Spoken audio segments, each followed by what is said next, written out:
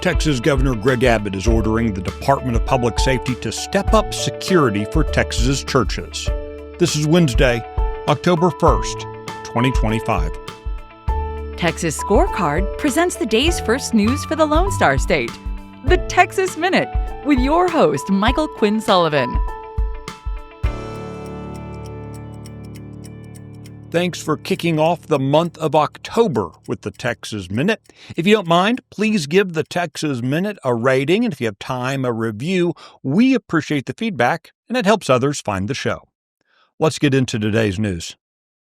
We'll start things off with a follow-up from a story yesterday. You might recall that a nationwide audit by the Federal Motor Carrier Safety Administration exposed widespread violations of federal law, including in Texas. As a result, the Department of Public Safety has suspended the issuance of certain commercial driver's licenses.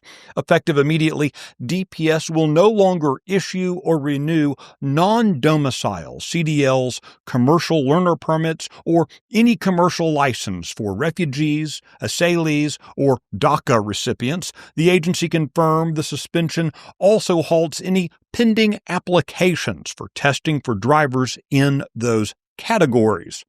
Earlier this month, Governor Greg Abbott directed DPS to begin enforcing English language proficiency reviews for commercial drivers in line with President Donald Trump's order tightening federal licensing standards.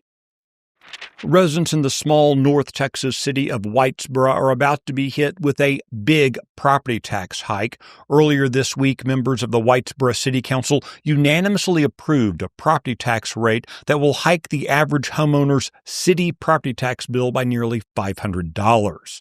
City residents will not have the opportunity to vote on the tax hike. That's because of a carve-out in a 2019 property tax reform law that exempts municipalities with fewer than 30,000 residents from a 3.5% tax increase cap that's imposed on larger cities.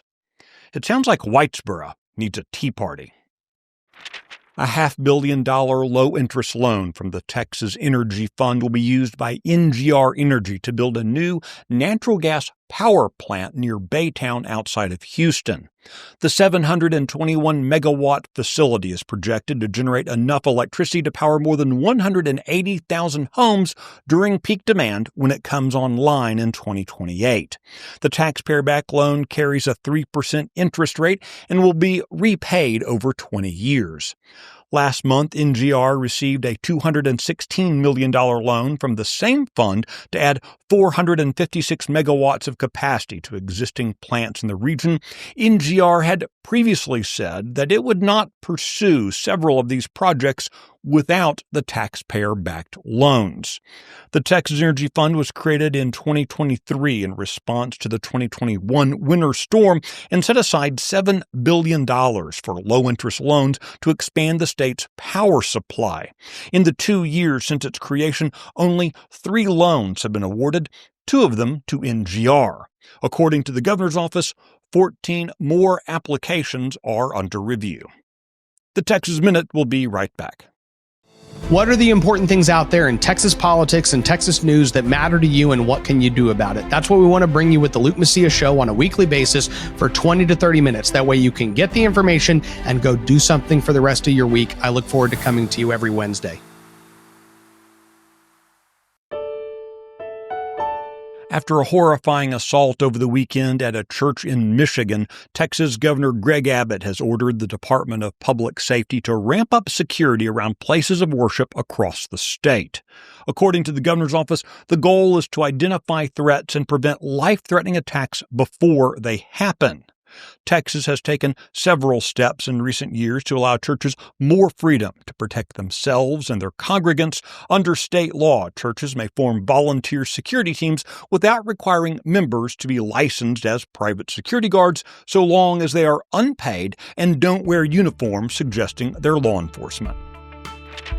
You can find the details on that story and the others mentioned today, and keep up with the latest news by visiting TexasScorecard.com. This edition of the Texas Minute was based on the original reporting of Michael Wilson, Aaron Anderson, and Brandon Waltons. Our producer is Nick Shepard. I look forward to seeing you out around the Lone Star State. Now go make it a great day.